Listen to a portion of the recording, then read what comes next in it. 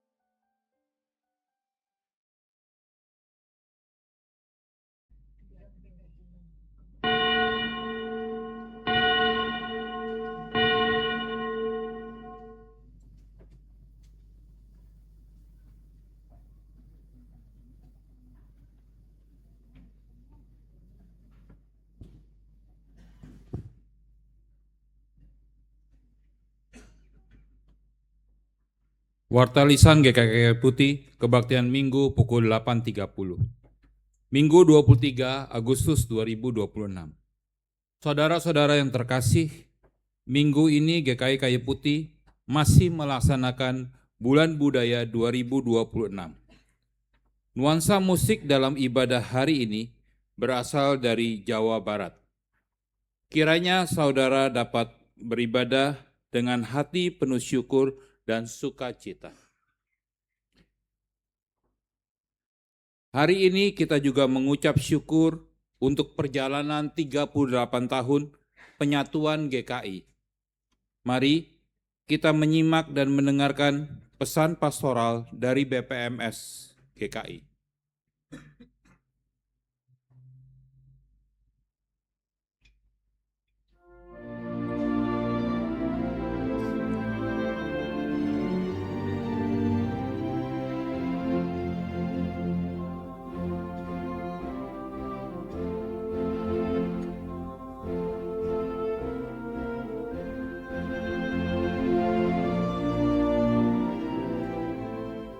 Bapak, Ibu, Saudara, dan anak-anak terkasih, anggota dan simpatisan GKI, salam sejahtera, penuh rahmat dan berkat di dalam Tuhan.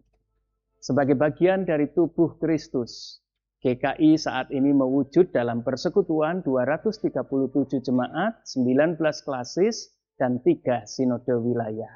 38 tahun perjalanan panjang dengan segala dinamikanya bagi GKI menjadi tempat di mana Tuhan memberkati GKI. John Henry Newman berkata, hidup berarti berubah dan menjadi sempurna berarti telah sering berubah. Kami mengajak untuk kita terus berubah, melakukan pembaruan diri sehingga kita menjadi semakin menyenangkan hati Tuhan. Berikut kami mau berbagi beberapa hal. Pertama, di tengah dunia yang berubah cepat, GKI dipanggil untuk terus bergerak, menjawab tantangan dan perubahan yang ada sesuai dengan koridor misi Allah bagi dunia ini. Keterbatasan kita kiranya tak menjadi penghalang untuk kita melakukan bagian yang dapat kita wujud nyatakan. Saudara-saudara kita di NTT saat ini membutuhkan uluran tangan kita semua. Kami mengimbau, marilah melakukan bagian kita untuk dapat meringankan beban saudara kita di sana. Yang kedua, untuk memayungi aset-aset milik GKI, kami telah melakukan proses pembaruan badan hukum GKI.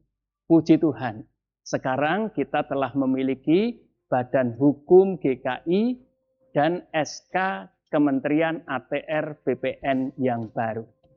Ketiga, pedoman pelaksanaan dan piranti administrasi telah disatukan menjadi buku piranti gerejawi melengkapi tata gereja dan tata laksana GKI tahun 2023. Sementara itu, buku katekisasi, pembaruan bagian-bagian liturgi, dan perjamuan kudus melibatkan anak masih dalam proses pembahasan. Kita doakan agar segera dapat diselesaikan, memberkati kita semua.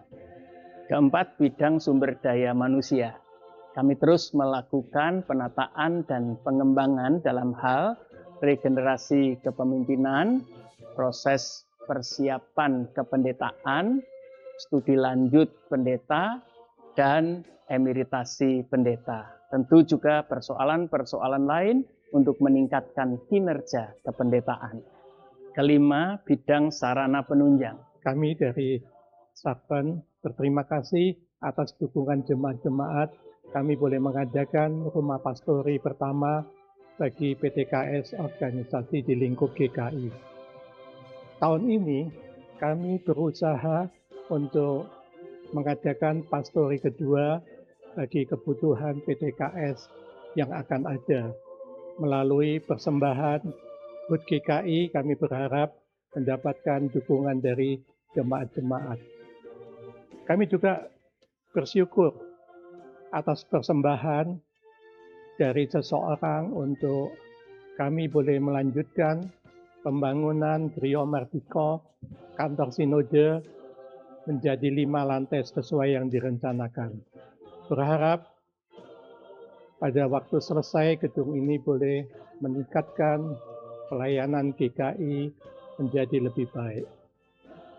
Kami bersyukur kepada Tuhan atas pertolongannya selama ini.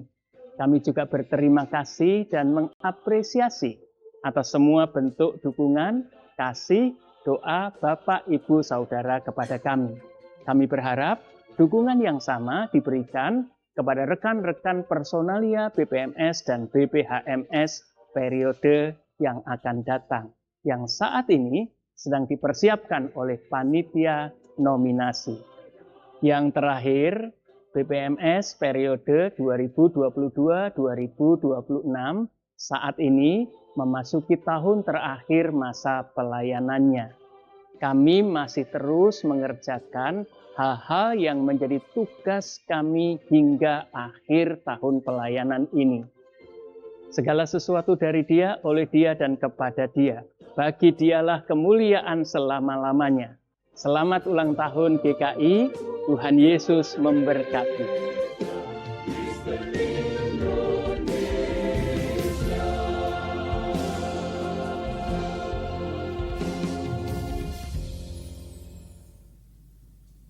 Saudara yang terkasih, sehubungan dengan hari ulang tahun ke-38 GKI, telah hadir Pendeta Ernie Sinche Sendol dari GKI Sangrah Solo, yang akan menyampaikan firman di kebaktian kedua ini. Majelis Jemaat GKI Kayu Putih menyambut dengan sukacita dan mengucapkan terima kasih atas kehadiran Ibu dalam pertukaran pelayanan firman hari ini. Sebelum ibadah dimulai, ada beberapa informasi yang akan kami sampaikan. GKI Kayu Putih Orkestra. Mari bergabung dalam orkestra GKI Kayu Putih bagi saudara yang memiliki kerinduan untuk melayani melalui alat musik gesek, tiup, percussion, piano, organ, alat musik tradisional, ataupun klasik barat lainnya. Pendaftaran dapat dilakukan melalui link bit.ly/orkestra kayu putih kaput atau dengan scan QR code pada poster atau mengisi formulir fisik yang tersedia di Sekretariat GKI Kayu Putih. Informasi lengkap dapat dibaca pada Warta Jemaat GKI Kayu Putih. Katekisasi lansia. Telah dibuka pendaftaran kelas katekisasi lansia bagi Bapak Ibu Saudara yang berusia 60 sampai dengan 80 tahun dan rindu untuk mempelajari serta mengenal Tuhan Yesus lebih dalam dan belum dibaptis, silakan mengisi formulir yang tersedia di Sekretariat GKI Kayu Putih. Informasi lengkap dapat dibaca pada Warta Digital.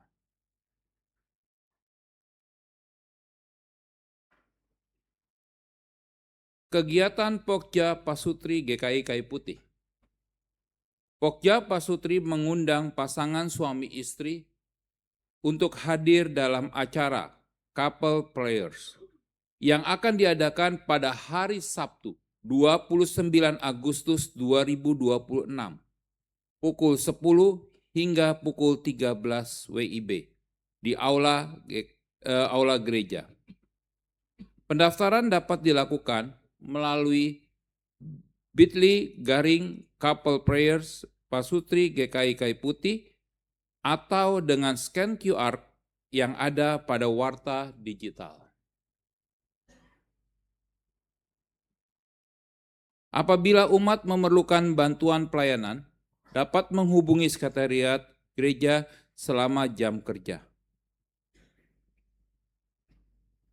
Mari Bapak dan Ibu, untuk mengenang Hari Kemerdekaan Republik Indonesia, umat diundang untuk bangkit berdiri dengan sikap hormat.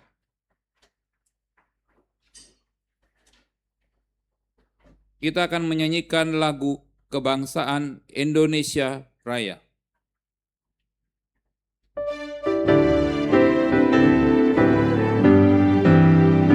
Indonesia tanah airku, tanah tumpah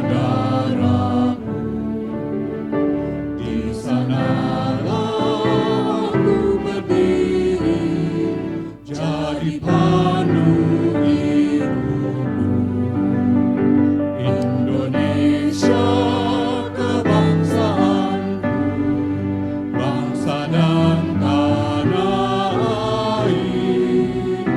Marilah kita bersatu, Indonesia bersatu. Hiduplah tanahku, hiduplah negeriku, bangsaku, rakyatku semuanya.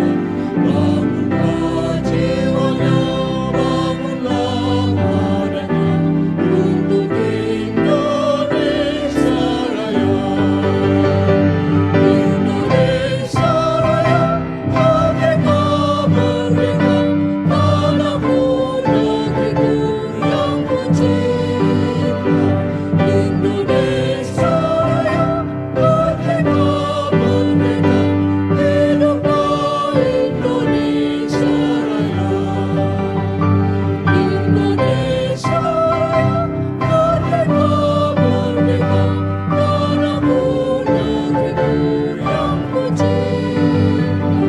Indonesia Raya, merdeka, merdeka, hiduplah Indonesia Raya. Umat dipersilakan duduk. Umat yang dikasihi Kristus, marilah kita mempersiapkan hati kita untuk memulai kebaktian hari ini.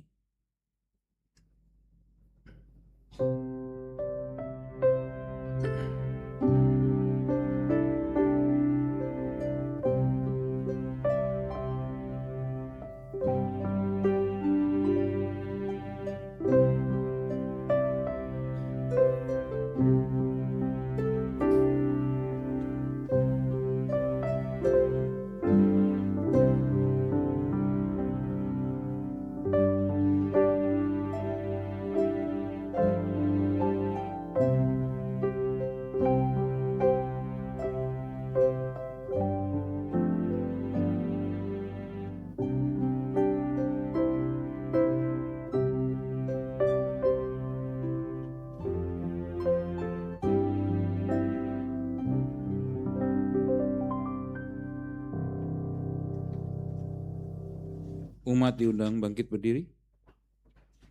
Dalam ajakan ibadah kali ini kita akan bersautan. Saudara-saudara, hari ini kita bersyukur atas 38 tahun penyertaan Tuhan bagi Gereja Kristen Indonesia. Di atas Kristus, gerejanya berdiri dan dipelihara. Terpujilah Tuhan, batu penjuru gereja. Dialah yang memanggil dan menghimpun kita menjadi satu tubuh. Di dalam Kristus kita dipersatukan.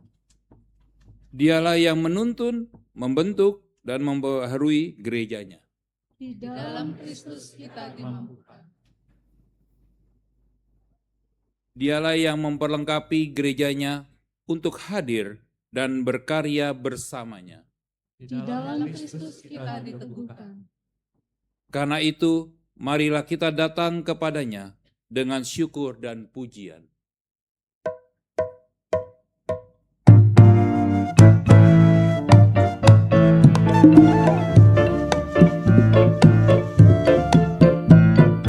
Angkatlah hatimu pada Tuhan, bunyikan kecapi dan menari.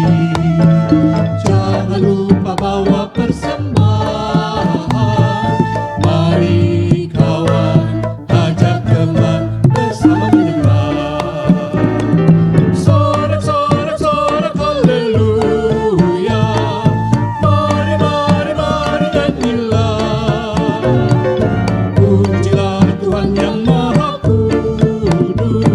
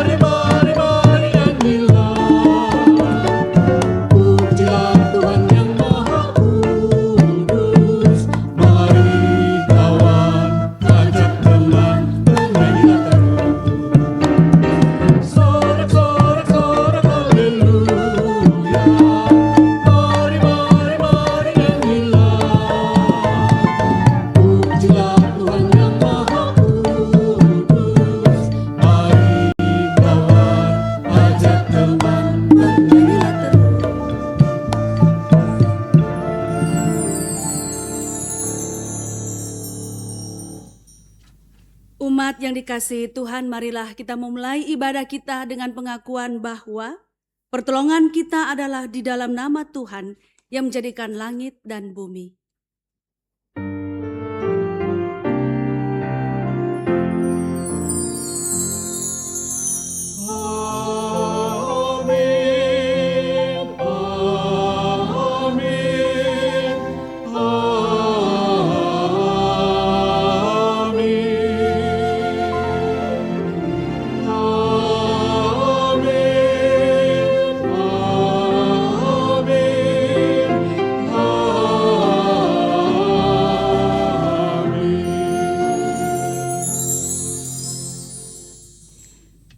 Tuhan besertamu.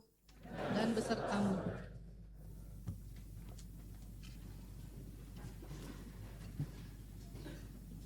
Bapak, Ibu, Saudara-saudari yang dikasihi Tuhan, terpujilah Allah Trinitas yang dalam persekutuan kasih-Nya telah menghadirkan Gereja Kristen Indonesia untuk hidup dan berkarya di tengah kepelbagaian warisan sejarah, budaya, dan lingkungan alam Indonesia.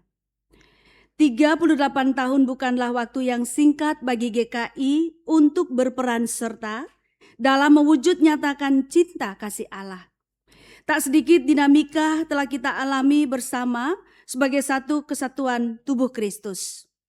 Namun oleh karena anugerahnya, maka disinilah kita saat ini menjadi dewasa dan terus didewasakan di dalam dan bersama dengan Dia. Maka biarlah Kristus Sang Kepala Gereja yang menjadi alasan bagi kita untuk bersederap, melangkah bersama, menyelaraskan diri pada kehendak-Nya.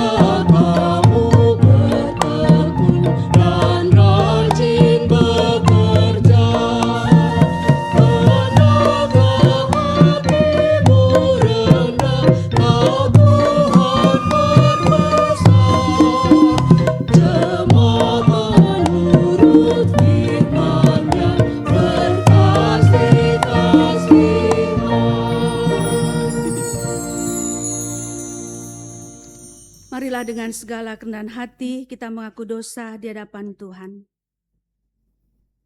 Ya Allah Tritunggal, Engkau memanggil kami untuk menjadi saksi dalam kasih, keadilan, dan kerendahan hati di tengah dunia. Namun kami sering memilih nyaman dalam lingkaran kami sendiri daripada berkarya bagi dunia yang rapuh. Ya Tuhan, ampunilah kami.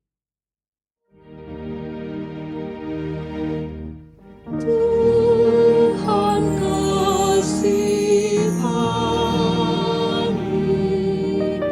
Kristus kasihani,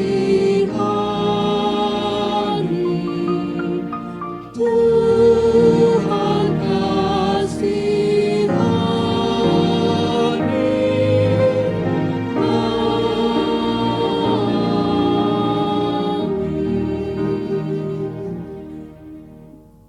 rasa syukur atas karya Allah yang mempersatukan kita demi mengerjakan misinya. Marilah kita merendahkan diri di dalam doa, mengakui segala keterbatasan dan kegagalan kita dalam merespons panggilannya.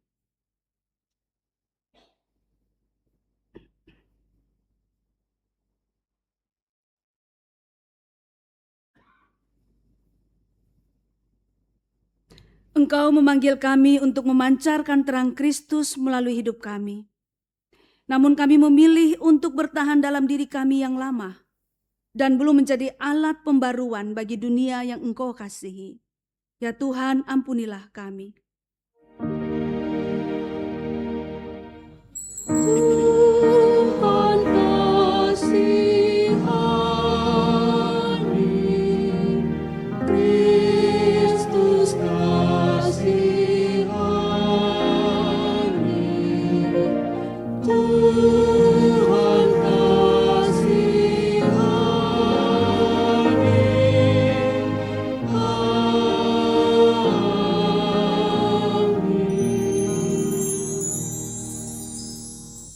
Kami sering ragu untuk melangkah dalam iman dan lebih mudah berdiam daripada taat kepada panggilan-Mu. Bukalah mata hati kami, agar kami berani mengikuti kehendak-Mu dengan setia dan rendah hati. Ya Tuhan, ampunilah kami. Tuhan kasihani, Kristus kasihani, Tuhan kasihani,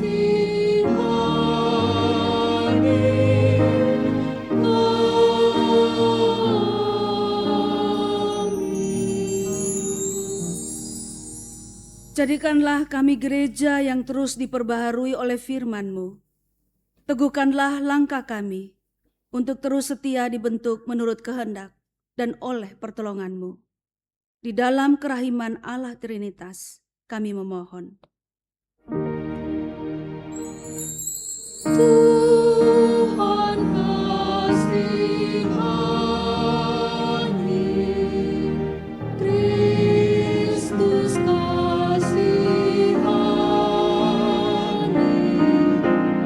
Tuhan kasihani,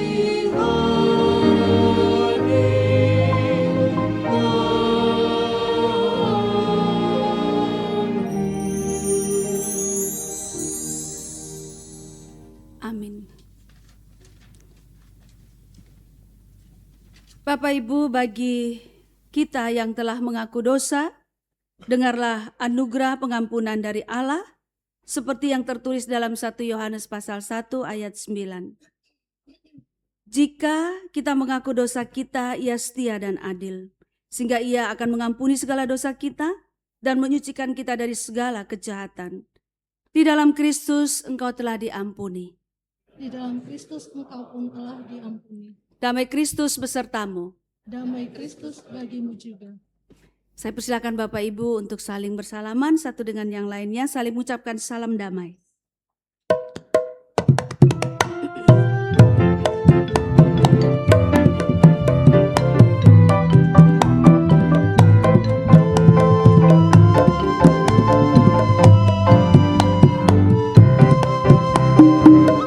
Bersukacitalah selalu, tunjukkan wajah gembiramu. Lihat teman di kanan, di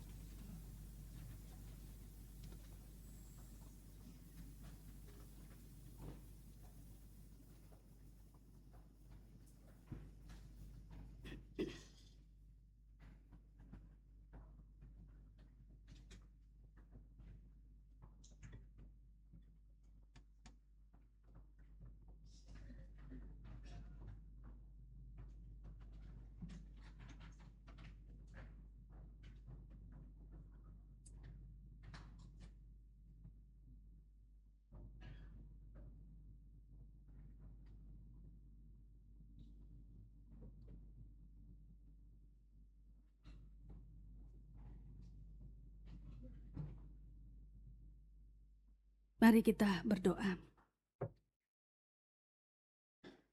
Bapa yang layak kami sembah dalam kehidupan kami. Kami ikuti sepanjang umur kami. Saat ini kami akan membaca beberapa bagian dari firman-Mu. Kami mohon pertolongan Roh Kudus agar kami dapat membaca dengan baik. Juga Roh Kudus kiranya membuka hati dan pikiran kami, sehingga kami dapat mengerti makna maksud dari firman Tuhan ini.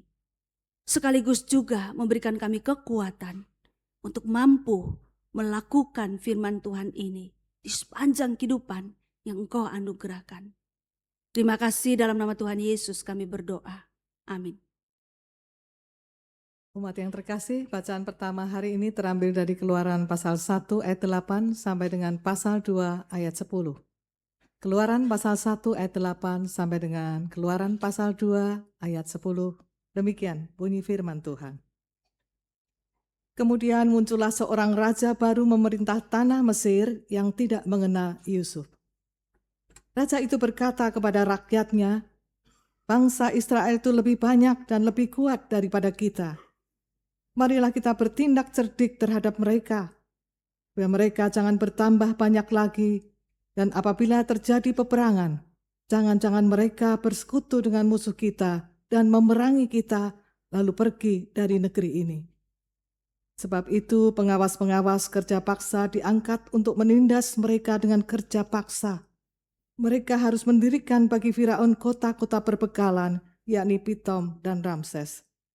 Tetapi semakin ditindas, mereka semakin bertambah banyak dan berkembang pesat, sehingga orang merasa takut kepada orang Israel itu.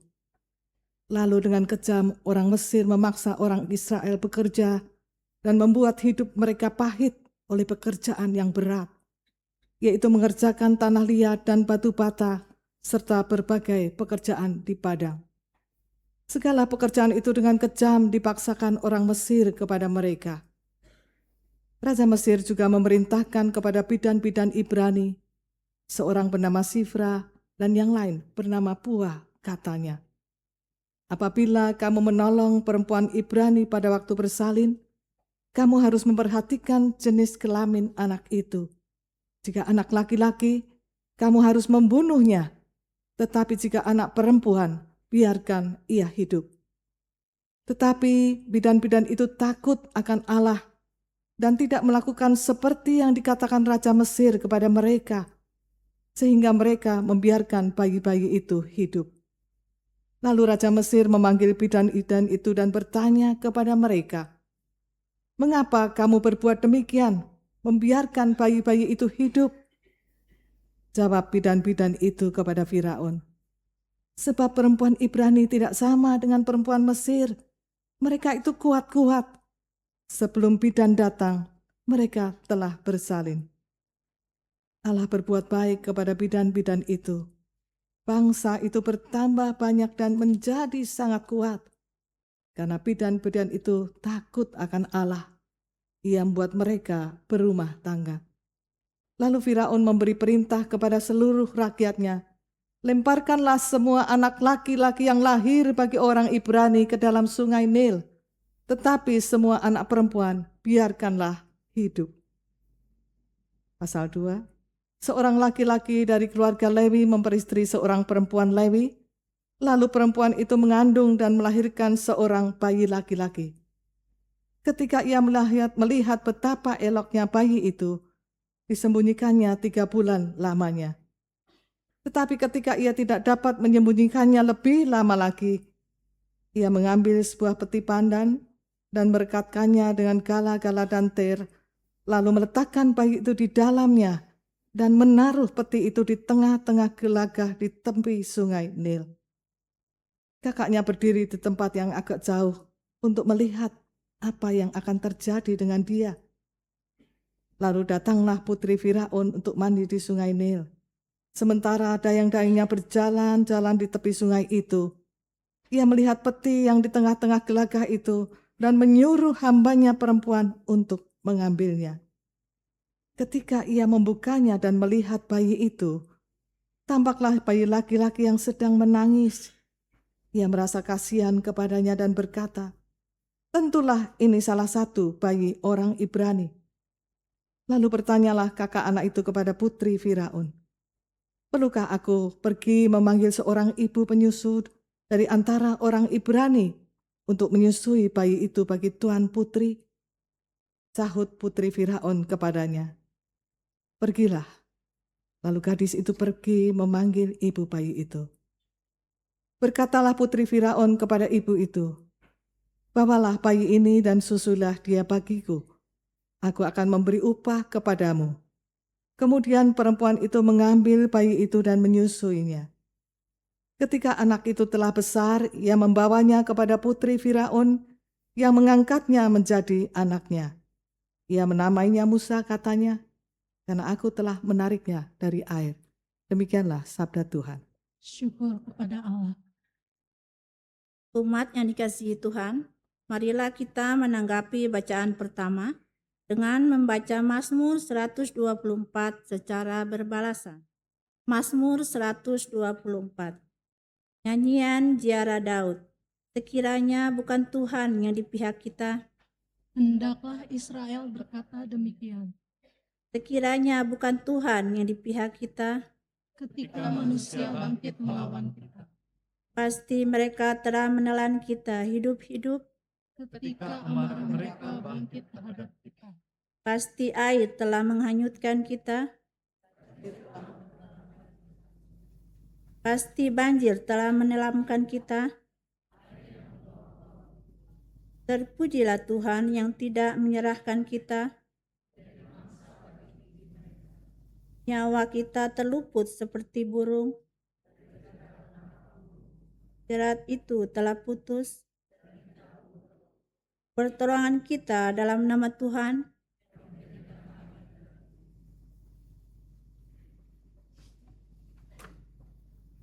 Bacaan kedua diambil dari Roma 12 ayat 1 sampai dengan 8.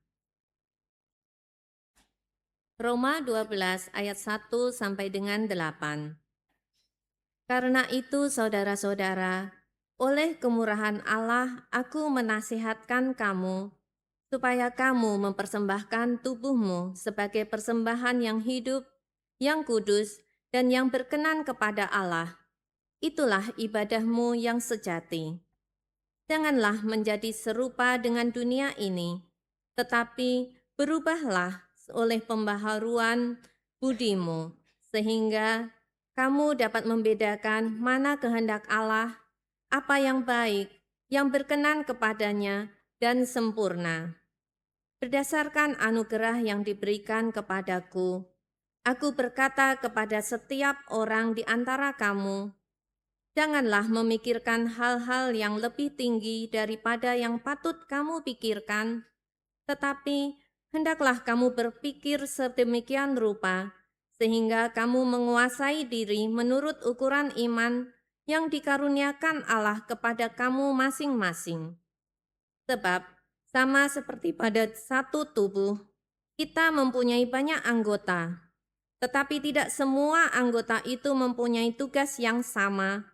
Demikian juga kita, walaupun banyak, adalah satu tubuh di dalam Kristus, tetapi kita masing-masing adalah anggota yang seorang terhadap yang lain.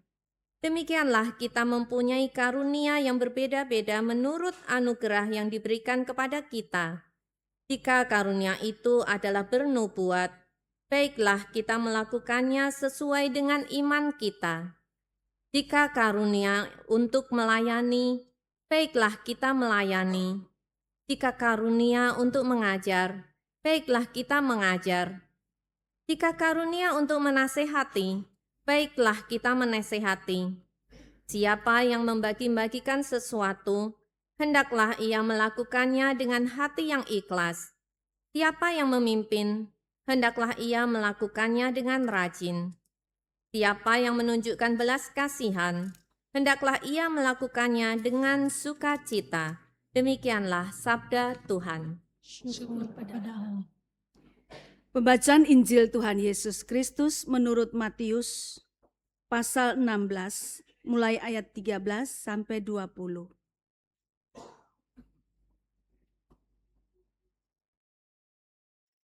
Setelah Yesus tiba di daerah Kaisarea Filipi, ia bertanya kepada murid-muridnya, kata orang, siapakah anak manusia itu? Jawab mereka, ada yang mengatakan Yohanes Pembaptis, yang lain mengatakan Elia, dan yang lain lagi mengatakan Yeremia atau salah seorang dari para nabi. Lalu Yesus bertanya kepada mereka, menurut kamu, siapakah aku ini? Jawab Simon Petrus, engkau adalah Mesias, anak Allah yang hidup. Kata Yesus kepadanya, berbahagialah engkau Simon, anak Yunus, sebab bukan manusia yang menyatakan itu kepadamu, melainkan Bapa-Ku yang di surga. Aku pun berkata kepadamu, engkau adalah Petrus, dan di atas batu karang ini, aku akan mendirikan gerejaku, dan alam maut tidak akan menguasainya. Kepadamu akan kuberikan kunci kerajaan surga. Apapun yang kau ikat di bumi akan terikat di surga, dan apapun yang kau lepaskan di bumi akan terlepas di surga. Lalu Yesus memerintahkan murid-muridnya supaya tidak memberitahukan kepada siapapun bahwa ia Mesias. Demikianlah Injil Tuhan kita Yesus Kristus. Berbahagialah mereka yang mendengarkan firman Allah dan yang memeliharanya. Haleluya.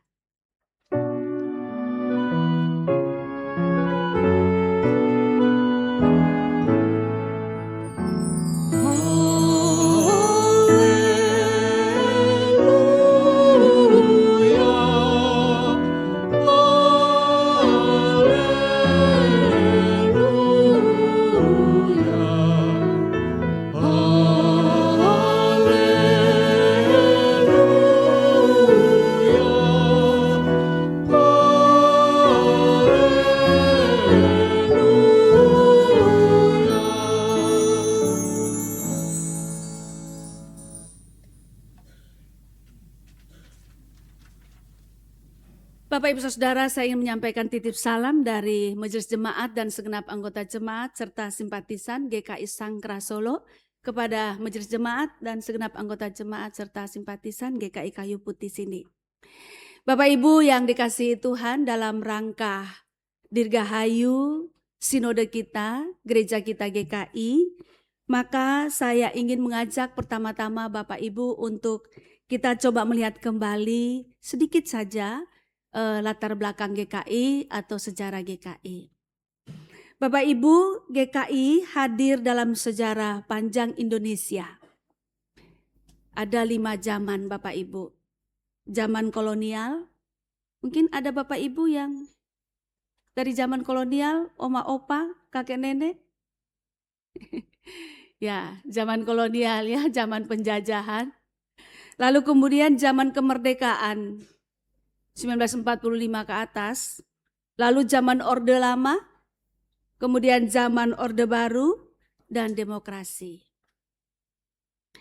Bapak Ibu, dengan demikian kita bisa bayangkan betapa panjang perjalanan gereja kita.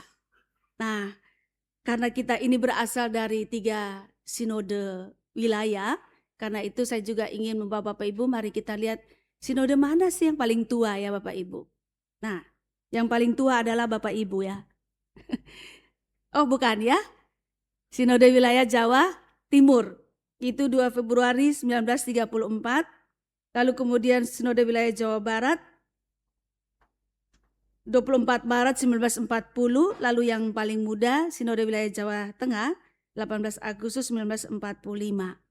Nah lalu pada tanggal 22 Agustus 1988 3 sinode ini memantapkan diri untuk menjadi satu sinode GKI. Itu sedikit sejarah. Nah, Bapak Ibu dalam momen ulang tahun ini dan ketika kita melihat pengalaman perjalanan panjang gereja kita, ada beberapa hal yang menurut saya perlu kita perhatikan. Ya, slide yang berikutnya. Bapak Ibu, di dalam perjalanan panjang GKI tidak mulus. Ada kekecewaan pasti. Ada air mata tentu saja. Bapak Ibu, pada waktu peristiwa 98 itu saya di GKI Kuto Arjo. Lalu kemudian saya di Bandung 16 tahun. 2016 saya mutasi ke Solo.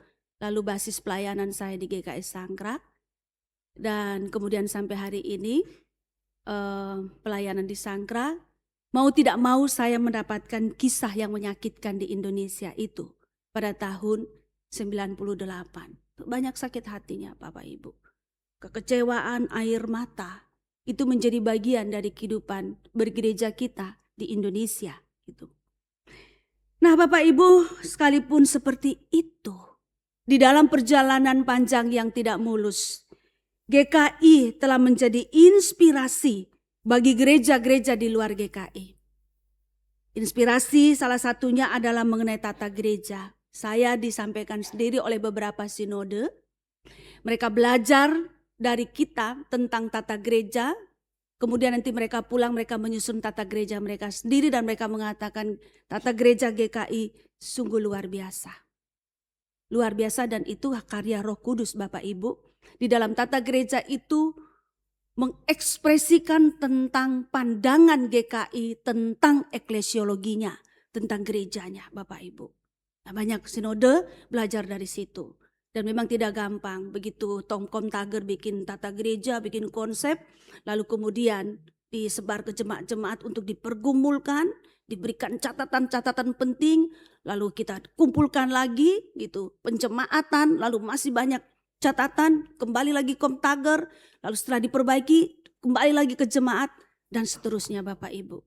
Dan itu memang karya Roh Kudus, termasuk liturgi kita Bapak Ibu. Liturgi yang kita pakai hari ini, liturgi pembaharuan namanya. Ya dulu, kemudian sekarang kita kerasa sekali ada litaninya, 4 bacaan dan seterusnya. Dan banyak gereja-gereja dari sinode lain datang ke Jawa, bahkan dari luar pulau Bapak Ibu. Untuk apa? Untuk belajar tentang liturgi kita, dan barangkali ada yang bisa mereka tiru. Kita telah menjadi inspirasi Bapak Ibu. Yang berikutnya yang menarik adalah Bapak Ibu, pencapaian ekumenis kita. Penyatuan GKI itu enggak gampang Bapak Ibu. Itu suatu pekerjaan luar biasa. Dan kalau bukan Roh Kudus yang menolong, sulit sekali Bapak Ibu. Pencapaian ekumenis yaitu penyatuan GKI dari 3 sinode wilayah itu mewujudkan keesaan gereja, sesuatu yang memang menjadi kehendak Tuhan Yesus. Dan itu yang Tuhan Yesus ekspresikan di dalam doanya supaya mereka satu. Nah, kita bersyukur Bapak Ibu. Hari ini kita merayakannya tidak masing-masing, tapi kita merayakannya secara bersama-sama. Dan di momen ulang tahun ini juga Bapak Ibu, baik untuk kita berefleksi. Nah, apa refleksi kita? Slide yang berikutnya. Apa refleksi kita Bapak Ibu hari ini? Bersama-sama sebagai sinode. Dan di dalam pertukaran pelayan kebaktian dalam rangka ulang tahun ini, di semua GKI tema sama, bacaan sama, liturginya sama. Di sini Bapak Ibu kita mengimani bahwa GKI ada karena anugerah Allah. Di dalam tadi itu Bapak Ibu, dalam perjalanan sejarah Indonesia, dari zaman kolonial, kemerdekaan, orde lama, orde baru, demokrasi. Bapak Ibu, ini anugerah. GKI berdiri sampai sekarang bukan karena kekuatan kita, bukan karena kehebatan kita, tetapi karena Tuhan menganugerahkan itu kepada kita. Maka pertanyaan penting bagi kita saat ini. Katanya berarti masanya kita hidup di masa demokrasi ya Bapak Ibu. Apa yang harus kita kerjakan? Selanjutnya GKI harus bagaimana? Apa yang harus kita buat? Bapak Ibu. Nah itu pertanyaan penting bagi kita. Tuhan sudah menganugerahkan kepada kita suatu gereja, sinode. Salah satu yang besar di Indonesia ini Bapak Ibu. Dan juga dalam kehidupan kita sehari-hari, GKI itu kan bukan cuma lembaga kan Bapak Ibu. GKI itu kan pertama-tama setiap kita pribadi. Lalu kemudian keluarga kita yang berjemaat di GKI. Ya, lalu kemudian lembaga. Tuhan sudah menganugerahkan banyak hal kepada kita. Maka pertanyaan selanjutnya harus apa GKI ini? Slide yang berikutnya ya. Harus apa GKI gitu loh. Ini Bapak Ibu. GKI harus hidup sesuai dengan kehendak Tuhan. Pertanyaannya, kita sudah sesuai dengan kehendak Tuhan atau belum? Atau ketika saya mengatakan bahwa GKI harus hidup sesuai dengan kehendak Tuhan, mungkin Bapak Ibu bertanya, memangnya kita belum ya Bu Erni? Gitu. Ya, oleh karena itu momen sekarang kita mengevaluasi diri. Kita melakukan autokritik, kritik diri sendiri. Kita sudah sesuai dengan kehendak Tuhan atau belum? Atau kadang sesuai, kadang tidak. Atau bahkan kita memang belum menuju sesuai juga, atau bagaimana begitu. Nah Bapak Ibu, ini momen yang penting. Kita perlu rendah hati, melembutkan hati, terbuka kepada Tuhan. Untuk Tuhan periksa hidup kita. Karena dengan kita lembut hati meminta Tuhan memeriksa kita, baru kita bisa memperbaiki diri, memperbaharui diri. Supaya apa? Supaya kita sebagai jemaat Gereja Kristen Indonesia dan juga lembaga GKI kita ini makin berkenan kepada Allah. Bapak Ibu yang sangat dikasihi Tuhan Yesus Kristus, karena itu yang menjadi fokus khotbah saya dari 4 bacaan yang kita baca, saya menekankan pada Injil Matius tadi. Bapak Ibu, menurut saya Injil Matius tadi sangat indah. Yang lain-lain juga indah Bapak Ibu, tapi menjadi fokus khotbah saya. Yaitu percakapan Tuhan Yesus dengan murid-muridnya. Ya, nampaknya Tuhan Yesus sudah pelayanan dengan murid-murid, lalu kemudian satu momen mereka sendiri, lalu Yesus bertanya kepada murid-murid, menurut mereka siapa anak manusia? Lalu murid-murid menjawab, ya ada yang mengatakan Yohanes Pembaptis, ada yang mengatakan Elia, ada yang mengatakan Yeremia, ada yang mengatakan salah satu dari para nabi. Oke, itu kata orang. Sekarang Tuhan Yesus ingin tahu dari murid-muridnya sendiri. Ia ingin tahu iman dari murid-murid sendiri. Kalau orang lain mengatakan begitu, maka apa katamu? Aku ini. Lalu yang menarik adalah jawaban Petrus. Dan itu menjadi identitas Tuhan Yesus. Petrus mengatakan engkau adalah Mesias, anak Allah yang hidup.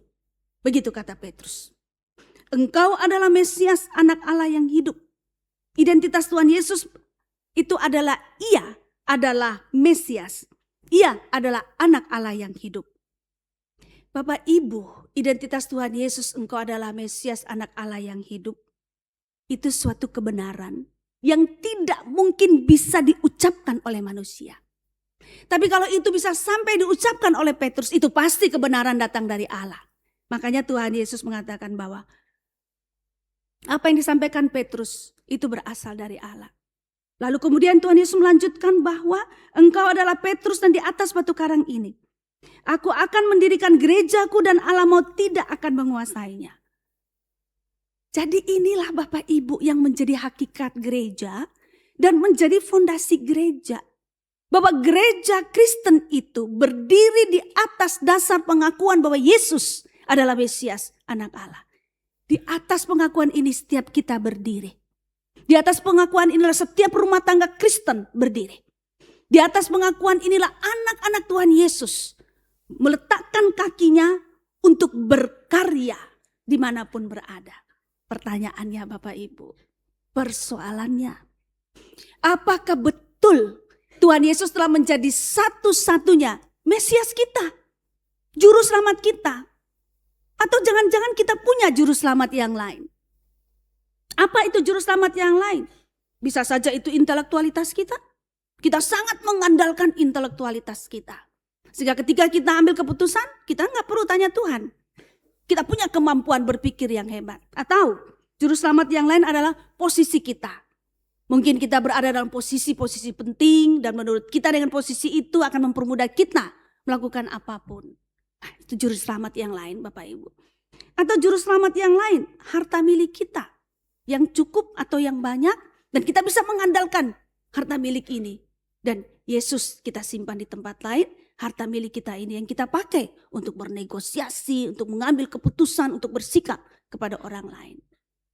Bapak Ibu, saya agak lucu sebetulnya di zaman ini, di tahun ini, di abad ini. Suatu saat anggota jemaat berkeluh kesah kepada saya bahwa mereka sudah membuka kafe sekian lama, tapi kok kafenya sepi, mencekam gitu Bapak Ibu. Tapi tepat di depan kafe itu ada sebuah tempat makan kaki lima Bapak Ibu. Dan itu penyet-penyetan gitu. Nah, Bapak Ibu ada yang hobi penyet-penyetan? Ayam penyet, tempe penyet, telur penyet, cumi penyet. Wah itu semua ramai sekali, padat sekali, orang sampai antri Bapak Ibu. Dan di kafe ini sepi sekali. Nah, Bapak Ibu kan zaman ini tuh orang sangat suka kalau penyet-penyetan kan berbicara mengenai sambal kan. Sambal banyak banyak orang yang suka. Lalu suatu saat memang saya datang mendoakan. Itu di waktu lain. Terus kemudian saya datang lagi. Saya diberitahu tuh Bu Erni ada CCTV-nya. Saya nggak tahu tiap 12 malam, jam 12 malam pegawai sana tuh suka buang-buang apa di depan TV. Kadang ada bungkusan-bungkusan hitam begitu. Nah lalu gimana? Ya ini di tangan dia itu sudah ada air, terus ada apa nih saya baca dulu. Ada air, ada beras dan garam. Ini untuk apa? Sambil ngomong itulah Bu Erni, itu lihat Bu Erni lihat banyak deh. Nah ini untuk apa Bu? Ini untuk mengusir itu loh Bu Erni. Mengusir apa? Setan. Hah? Emang air, garam, beras, setan akan pergi. Lalu kemudian nanti kafe ini akan rame. Ya kata orang Bu Erni. Hari gini Mbok gitu. Lalu di mana posisi Tuhan Yesus saya tanya gitu. Loh terus kita berdoa pada Tuhan Yesus. Di mana posisi Tuhan Yesus? Ya itulah Bu Erni. Ya sudah berdoa tapi kata orang ini juga perlu.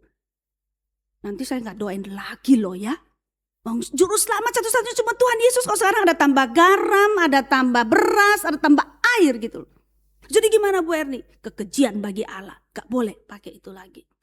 Sumber berkat kita itu dari Tuhan Yesus. Andalkan Tuhan Yesus. Sambil kita mengevaluasi diri. Mungkin servis kita, mungkin tempat kita yang perlu diperbaiki, mungkin makan minum yang kita jual itu perlu diperbaiki lagi. Bukan pakai beras, garam dan air. Oh, iya baik Bu gitu. Hari gini Bapak Ibu ada juru selamat lain. Tuhan Yesus nggak cukup ternyata gitu. Itu pertanyaan sebagai gereja. Apakah betul pengakuan bahwa Yesus adalah Mesias Juru Selamat itu telah menjadi fondasi kehidupan kita anak-anaknya ketika kita ada masalah ataupun ketika kita tidak ada masalah. Bapak Ibu yang berbahaya sekarang ketika saya mempelajari gereja mula-mula. Dan menurut saya itu masih berlaku sampai sekarang. Antikristus. Dan antikristus itu Bapak Ibu ternyata tidak berangkat dari sana, dari luar. Antikristus itu ada di dalam persekutuan jemaat sendiri. Orang-orang yang bergerak untuk menyangkali Kristus, melawan Kristus, menghujat Kristus. Kecewa pada Tuhan Yesus. Percuma. Berdoa lama-lama. Bertahun-tahun. Belum ada jawaban. Tidak ada perubahan. Di mana kekuatan Tuhan Yesus? Udah cari pertolongan yang lain. Ini Bapak Ibu berbahaya antikristus. Orang-orang yang bergerak supaya kita meninggalkan iman Kristus. Iman kepada Kristus Bapak Ibu. Bapak Ibu, antikristus itu kalau Kristus adalah anak Allah dan sumber kebaikan. Maka antikristus itu adalah anak iblis dan sumber kejahatan. Dan yang menarik itu bukan berasal dari luar persekutuan. Itu berasal dari dalam persekutuan sendiri. Ada orang-orang yang ingin mengambil posisi Kristus di dalam tubuh jemaat Tuhan Yesus Kristus. Dan kemudian pelan-pelan membuat orang untuk menyangkali Kristus. Bapak Ibu saya merenung-renung. Bagaimana sih kita sekarang kita berdoa tiap hari Minggu. Kita beri persembahan. Kita ikut PA wilayah atau persekutuan wilayah. Apa kita bisa menyangkal Kristus? Bisa Bapak Ibu. Sekalipun kita bisa menyangkal Kristus. Dan menyangkal Kristus itu tidak harus lidah Bapak Ibu. Menyangkal Kristus itu bisa saja perilaku dan keputusan-keputusan kita yang kita ambil. Apakah keputusan-keputusan kita ambil baik untuk diri kita sendiri, untuk keluarga kita, untuk jemaat kita, untuk sinode kita? Kita telah mendasari itu pada Kristus. Pengakuan akan Tuhan Yesus dan belajar bertanya pada firman Tuhan. Atau kita hanya mengandalkan pemikiran kita, apalagi kita mengandalkan perasaan tidak senang kita mengandalkan sakit hati kita, kekecewaan kita, lalu kita ambil keputusan. Keputusan kita tidak mengandalkan Tuhan. Kita tidak datang tanya kepada Tuhan Yesus. Kita tidak datang membuka Alkitab Tuhan yang mana yang engkau inginkan. Berbicara dalam hati saya, berbicara dalam pikiran saya. Apa kehendak Tuhan sesungguhnya? Jangan-jangan itu tidak kita lakukan. Atau kita kombinasi ya seperti yang tadi ya. Air, garam dan ini beras itu Bapak Ibu itu. Jangan-jangan kita ini mengambil keputusan dan bertindak hanya sesuai kemampuan kita, ekonomi kita, bahkan juga link-link kita. Aku punya link di sana, saya punya om di sana, saya punya tante di sana, saya punya ponakan. Dan bukan Tuhan. Bukan Tuhan Yesus yang pertama dan yang utama. Bapak Ibu, suatu saat seorang bapak datang, selain berkeluh kesah, tapi dia juga menyampaikan, ya dia semacam otokritik begitu Bapak Ibu. Karena dia mengalami pernikahan yang sulit. Anak-anak sudah dewasa, yang satu sudah nikah, yang satu sebentar lagi menyusul menikah, sudah melalui sekolah. Tapi dia merasa hubungan suami istri sangat berat dijalani. Sangat menderita. Lalu kemudian dia merenung-renung. Salahnya di mana? Dulu saya sangat yakin dengan istri saya. Lalu kemudian dia mengatakan, iya, dia punya salah. Pada waktu memutuskan untuk menikah dan sebelumnya ikut bina pranikah atau kontestasi pernikahan di GKI, dia tidak pernah datang tanya kepada Tuhan Yesus. Dia tidak pernah berdoa kepada Tuhan. Kenapa bisa nggak berdoa begitu, Pak? Kok yakin sekali? Apa bisa orang melakukan sesuatu tanpa, apalagi itu keputusan penting. Memilih dari sekian perempuan yang ada di dunia, inilah untuk menjadi istrinya. Kok nggak berdoa, Pak? Ya itulah biasa Bu Erni. Kalau sudah jatuh cinta itu loh. Dan merasa perasaannya itu paling benar. Sudah pas sehingga dia putuskan menikah. Lalu kemudian dalam perjalanan mengalami pernikahan yang sangat sulit. Di lain waktu Bapak Ibu ada seorang bapak. Membeli sebuah tanah di Solo Bapak Ibu. Dan itu di jalan raya. Ketika tanah itu ditawarkan, dia datang menilai, dia tilik, wah tanah ini di jalan besar. Itu kalau dibangun toko, ini bisa menghasilkan yang banyak. Dan yang lebih menarik lagi, bahwa biasanya tanah seperti itu 7 juta harganya per meter. Tapi untuk dia cuma 3 juta. Bapak Ibu begitu datang lihat tanpa berdoa, dia putuskan, beli. Kesempatan sebelum orang lain yang ambil gitu. Tanpa minta Tuhan. Tanpa berdoa, tanpa tanya Tuhan. Dan Bapak Ibu betul di jalan besar sih. Wah lalu lalang banyak mobil, kendaraan Bapak Ibu Saudara. Tetapi bagian yang ini, tokonya yang ini, mati segan, hidup ngos-ngosan. Bisa bayar. Karyawan saja sudah bersyukur. Lalu dia merenung, memang waktu saya beli tanah ini, saya tidak datang tanya pada Tuhan. Saya tidak melibatkan Tuhan. Yang berikutnya suatu saat dia membeli tanah di wilayah yang lain, bagian yang lain Bapak Ibu, tanahnya mahal banget, mahal sekali. Lalu kemudian dia berdoa pada Tuhan, saya perlu beli atau tidak? Lalu akhirnya dia beli. Dan dari semua toko yang dia beli yang ini paling mahal, dia beli itu Bapak Ibu. Dan sekarang itulah yang paling menghasilkan banyak. Sehingga dia sering nyumbang pada gereja. Bapak Ibu itu hal sepele. Kalau kita bilang Yesus adalah Mesias Juru Selamat kita. Itu fondasi gereja, itu hakikat gereja, itu identitas Yesus. Sudahkah dalam kehidupan hari-hari kita sebagai GKI melibatkan Tuhan Yesus, bertanya pada Tuhan Yesus, belajar dari firman Tuhan sebelum kita bertindak mengambil keputusan. Maka momen ulang tahun ini mengajak kita semua untuk autokritik. Mari kita mengevaluasi diri, kita kritik diri kita sendiri. Apakah ada yang harus kita perbaiki dari kehidupan kita?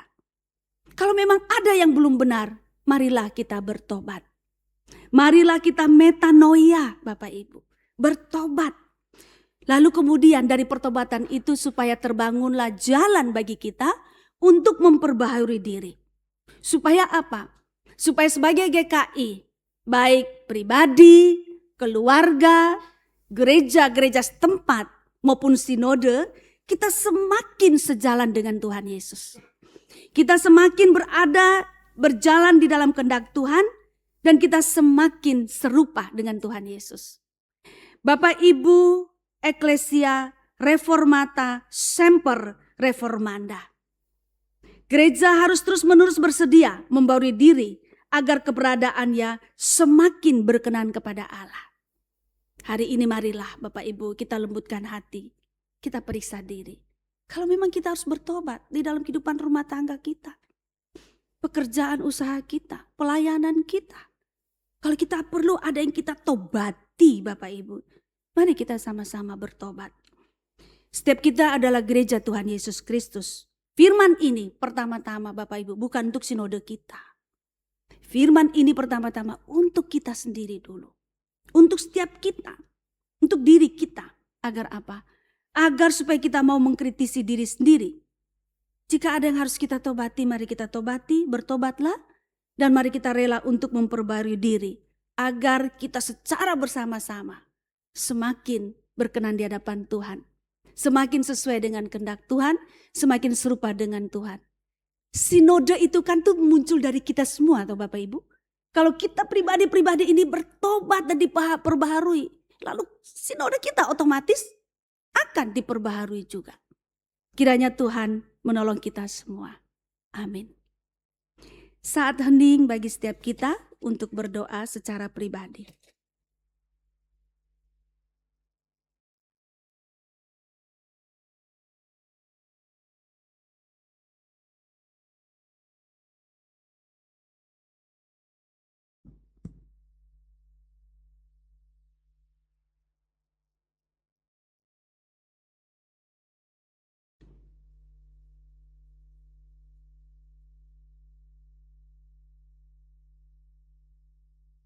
Amin. Jemaat kami undang berdiri. Marilah kita bersama dengan umat Allah di masa lalu, masa kini dan masa depan, mengingat janji baptisan kita dengan mengikrarkan pengakuan iman rasuli demikian. Aku percaya kepada Allah, Bapa yang Maha Kuasa, Khalik langit dan bumi, dan kepada Yesus Kristus, anaknya yang tunggal Tuhan kita, yang dikandung daripada Roh Kudus, lahir dari anak darah Maria, yang menderita sengsara di bawah pemerintahan Pontius Pilatus, disalibkan, mati dan dikuburkan, turun ke dalam kerajaan maut. Pada hari yang ketiga, bangkit pula dari antara orang mati, naik ke surga, duduk sebelah kanan Allah, Bapa yang Maha Kuasa. Dari sana ia akan datang untuk menghakimi orang yang hidup dan yang mati. Aku percaya pada Roh Kudus, gereja yang kudus dan am, persekutuan Roh Kudus, pengampunan dosa, kebangkitan orang mati, dan hidup yang kekal. Amin. Dipersilakan duduk kembali. Mari kita naikkan syafaat kita. Kita berdoa. Bapa di surga, kami mengakui bahwa kami adalah orang Kristen, pengikut Kristus. Kami mengakui bahwa kami adalah gereja Tuhan Yesus di dunia ini. Namun saat ini kami ingin terbuka di hadapan Tuhan. Dengan pengakuan kami sebagai orang Kristen dan sebagai gereja. Apakah kami benar-benar telah betul-betul mengakui Tuhan Yesus sebagai yang pertama dan terutama di sepanjang kehidupan kami. Di dalam setiap tingkah laku kami. Dan ketika kami mengambil keputusan-keputusan. Baik keputusan sehari-hari maupun juga keputusan-keputusan penting. Kami mohon Tuhan kiranya Engkau menolong kami, memaafkan kami jikalau Tuhan Yesus belum menjadi fondasi di sepanjang perjalanan hidup kami, perilaku kami dan keputusan-keputusan. Hal-hal yang lain yang menjadi dasar keputusan kami, tindakan kami. Tolong supaya di masa-masa yang akan datang, Kristus Yesus menjadi pusat kehidupan kami. Menjadi yang pertama dan terutama di dalam perilaku dan keputusan kami. Bapa, betapa kami ingin kami memuliakan dan meninggikan nama Kristus di sepanjang kehidupan kami. Kami berdoa Tuhan bagi anak-anak-Mu GKI Kayu Putih dan pelaksanaan Bulan Budaya GKI Kayu Putih. Tuhan menolong supaya semua kegiatan yang dirancang adalah kegiatan yang merupakan fasilitas dari gereja untuk membawa setiap orang semakin erat melekat kepada Kristus dan juga membangun relasi yang harmonis di antara anak-anak-Mu dan secara bersama-sama dapat memuliakan nama Tuhan Yesus. Kami berdoa bagi pergumulan-pergumulan jemaat-Mu. Apakah itu pergumulan di dalam rumah tangga, tentang pernikahan, komunikasi suami istri, orang tua, anak, kakak, adik. Mengenai masalah ekonomi, mengenai masalah pendidikan dan tugas-tugas pendidikan. Bapa, hadirlah, kuatkanlah setiap anak-anak-Mu. Berjalanlah bersama dengan mereka untuk menghadapi segala pergumulan sampai Tuhan memenangkan, menyelesaikan perkara-perkara mereka. Juga jikalau ada anak-anak-Mu yang sakit, baik yang sakitnya singkat maupun sakit yang lama, harus minum obat dalam waktu yang lama, perawatan bolak-balik ke rumah sakit yang lama. Berikanlah iman yang penuh, berikan juga iman kepada yang merawat, serta kesabaran, supaya dapat mendampingi yang sakit di sepanjang proses pengobatan dan perawatan. Bapa, kami berdoa untuk bangsa dan negara kami. Engkau tahu persis seperti apa negara ini dikelola. Engkau tahu persis seperti apa hitam dan kelamnya kondisi bangsa dan negara kami. Kami tidak putus asa. Setiap minggu dari mimbar-mimbar Tuhan kami berteriak, memohon perhatian Tuhan untuk menolong bangsa dan negara kami. Betapa kami merindukan keadilan bagi seluruh rakyat Indonesia. Kami merindukan kebenaran terjadi di tengah-tengah kehidupan berbangsa dan bernegara. Tuhan tolong, tolong dan tolonglah. Kirimkanlah, hadirkanlah, munculkanlah orang-orang pinter, orang-orang berani, orang-orang bersih. Orang-orang yang takut akan Tuhan untuk terus bersuara, bahkan Tuhan libatkan di posisi-posisi pengambil keputusan supaya dapat memberikan keputusan-keputusan strategi untuk perubahan Indonesia yang lebih baik. Bapak, kami berdoa untuk persidangan ke-84 Majelis Sinode Wilayah Gereja Kristen Indonesia, Sinode Wilayah Jawa Barat pada tanggal 18-19 September mendatang. Tuhan, Engkau menyertai anak-anak-Mu. Engkau menguasai setiap orang, tutur kata, hati, pikiran, supaya mereka dapat berdiskusi dengan baik sebagai sama anak-anak-Mu, lalu mengambil keputusan berdasarkan iman kepada Kristus, berdasarkan takut akan Tuhan, bertanya dan meminta kehendak Tuhan. Terima kasih Tuhan, kami menyerahkan perjalanan kehidupan kami di waktu-waktu yang akan datang, di dalam nama Tuhan kami Yesus Kristus yang mengajar kami berdoa. Bapa kami yang di surga, dikuduskanlah nama-Mu. Datanglah kerajaan-Mu, jadilah kehendak-Mu di bumi seperti di surga. Berikanlah kami pada hari ini makanan kami yang secukupnya, dan ampunilah kami akan kesalahan kami, seperti kami juga mengampuni orang yang bersalah pada kami. Dan jangan membawa kami ke dalam pencobaan, tetapi lepaskanlah kami dari yang jahat. Karena Engkau yang punya kerajaan dan kuasa dan kemuliaan sampai selama-lamanya. Amin.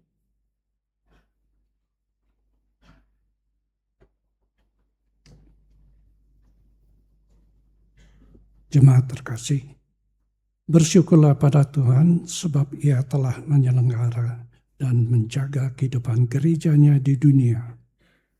Dengan hati yang bersukacita, mari kita membawa persembahan syukur di hadapannya seraya mengingat firman Tuhan dalam Mazmur 50 ayat 23. Siapa yang mempersembahkan kurban syukur, ia memuliakan aku. Orang yang benar jalannya akan kuperlihatkan keselamatan dari Allah.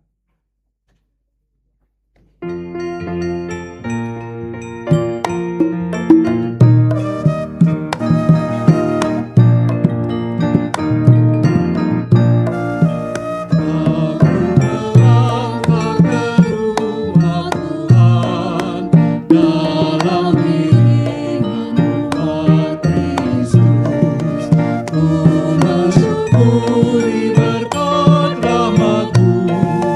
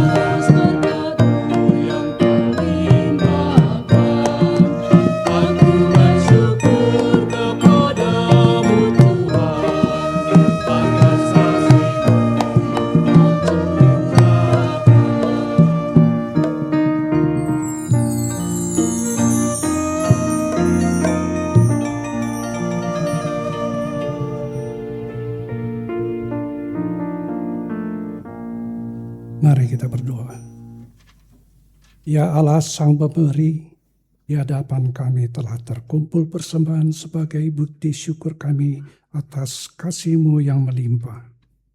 Jadikanlah seluruh persembahan kami ini alat perwujud nyataan cinta kasih-Mu di dunia.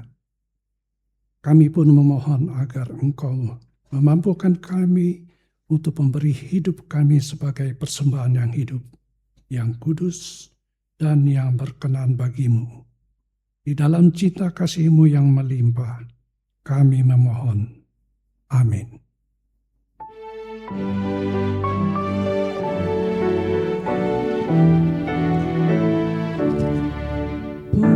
Pujilah Paling semesta, sumber segala kurnia, surga dan bumi puji terus Sang Bapa Putra Roh Kudus.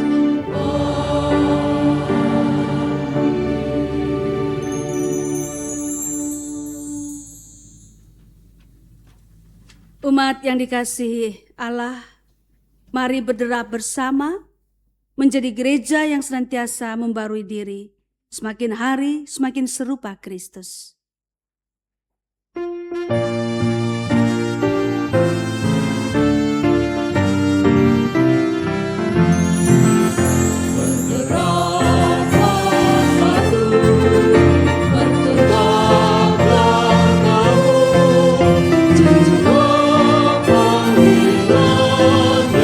Perjuangkan kasih-Nya, bergandengan erat, kita mampu berat, rumah surga berita perdamaian kekal. Kristus adalah kepala gerejanya.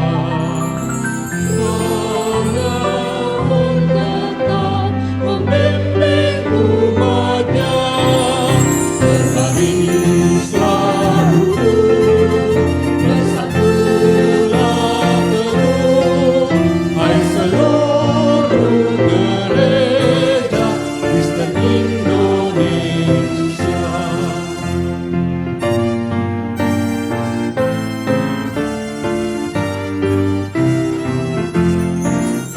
Majulah serentak dengan langkah tegak dan berdoa berkarya dalam hidup semesta. Dengan iman teguh, kerahkan dayamu, kebenaran wujudkan demi sesamamu. Kristus adalah kepala gerejanya. Rohnya pun tetap membimbing umatnya, berbaring selalu, bersatulah teguh, hai seluruh gereja Kristen Indonesia.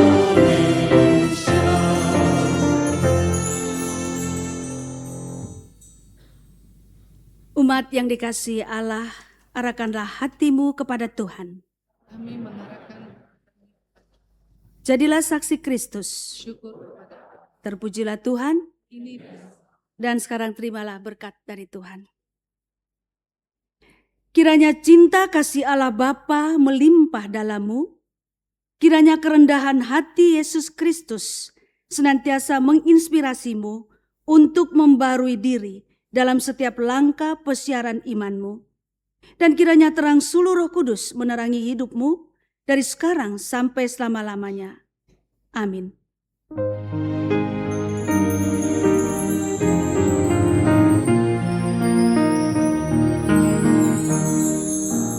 Haleluya.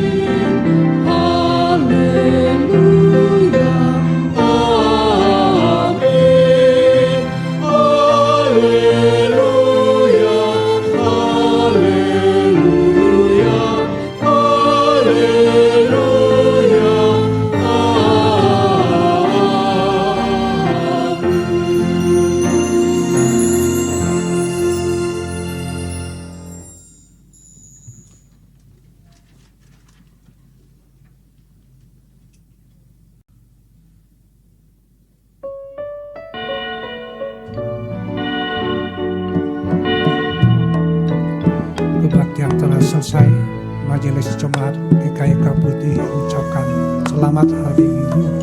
Tuhan Yesus memberkati.